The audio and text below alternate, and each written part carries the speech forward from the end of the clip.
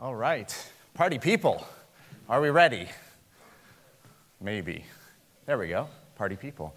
That's me, I'm Craig Aaron, I'm the head of the Free Press Action Fund, and I present to you the internet. And if we've learned anything in 2015, it's that when the proverbial kitty gets up on the unicorn and he's packing heat, amazing things can happen. Think about net neutrality. That's probably the issue that I've worked on more than any other at Free Press. And we were always told in a 10-year fight, like, have you guys given up yet? Why don't you just take the compromise on the compromise on the compromise as the best you can get? But we didn't, and we won.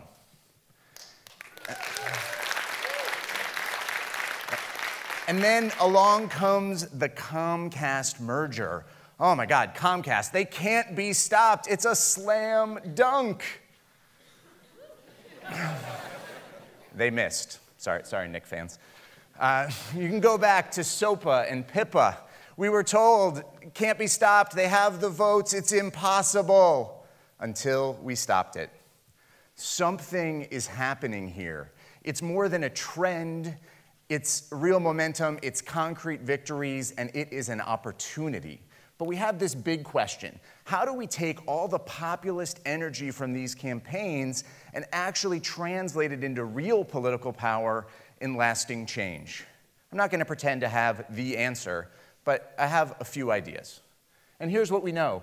The internet voter is out there. All the polls show us that there are digital voters, people who spend time online, and they want net neutrality, and they're worried about surveillance, and they believe the internet is essential. And one poll by Friedman Consulting after the election said that 60% of midterm voters were more likely to support a government official who supported the free and open internet. And something is happening here. The internet voter is out there, and they don't divide along traditional partisan lines. They're not all about having the same ideology, but we can still connect them. They are up for grabs. I think what connects them are some pretty important principles and values. Free speech, access, choice, privacy, openness. These are things that can unite internet users, and they already have. As usual, the people are way ahead of the politicians.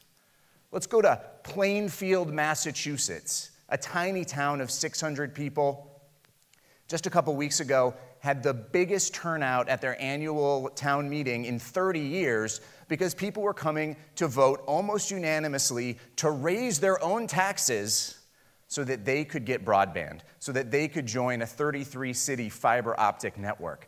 Look at what is happening in the most inspiring movements, the most important movements out there. Look how they're talking about the internet. Twitter is the revolution. That is quite a statement. Something is definitely happening here. And of course, whether you're in Plainfield or you're in Ferguson or you're in New York City, it's not really about the internet. It's what the internet empowers you to do. It's that the internet allows you to speak without a filter. The internet allows you to innovate without permission. The internet allows you to organize without gatekeepers. But where it gets really interesting is when we take the debates over the internet out of Washington, D.C., out of the D.C. bubble, away from the lawyers and lobbyists.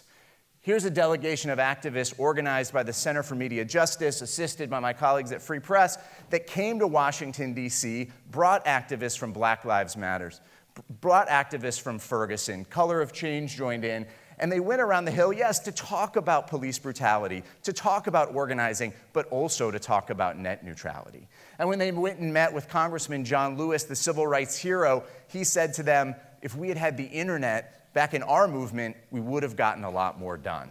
Something is happening here. The internet has these shared values, these shared principles, but they don't right now have a shared identity, at least not politically. The internet voter is still too invisible. And that's what I'm interested in trying to change. So I want to propose that if we want politicians to be more serious about the internet, then we have to get more serious about politics, just not too serious. We have to take what's great about the internet, the unbridled creativity, the decentralized nature, the irrational confidence, the memes, and bring them into the election. And with my 5 seconds left, I'm going to try to describe that campaign very, very quickly. The question is it time for an internet party? I was going to ponder that a little bit more. I'm just going to tell you no. We're not ready. Maybe we need a Tea Party-style insurgency. Maybe we need to figure out how to make the internet a third-rail issue. All I'm going to commit to today is that we should have a lot of internet parties. Everybody likes parties. Let's go around the country. Let's engage people. Let's make the internet an issue that matters. You can sign up right now to get on the guest list, PDF exclusive, internet2016.net. That's the place to get started. And let's see what we can do. Because it's not just about parties. It's also about road trips. Let's take a bus to early voting in swing states. Let's go to the state fair and follow around candidates and give them those, show off our I love the internet and I vote stickers, which you can get after this session, and if you come to ours this afternoon. Let's bird dog candidates wherever they go, asking them tough questions about the future of the internet. We have this unique opportunity to happen. I want your better idea here. Come join us at 2 p.m. with Zephyr Teachout and Demand Progress and the Working Families Party. Talk about how we make the internet a political issue that can't be ignored. We have a chance to make the internet voter the soccer mom or the NASCAR dad of 2016. All that's stopping us is our imagination. I hope you'll be part of it. Internet2016.net. Thank you.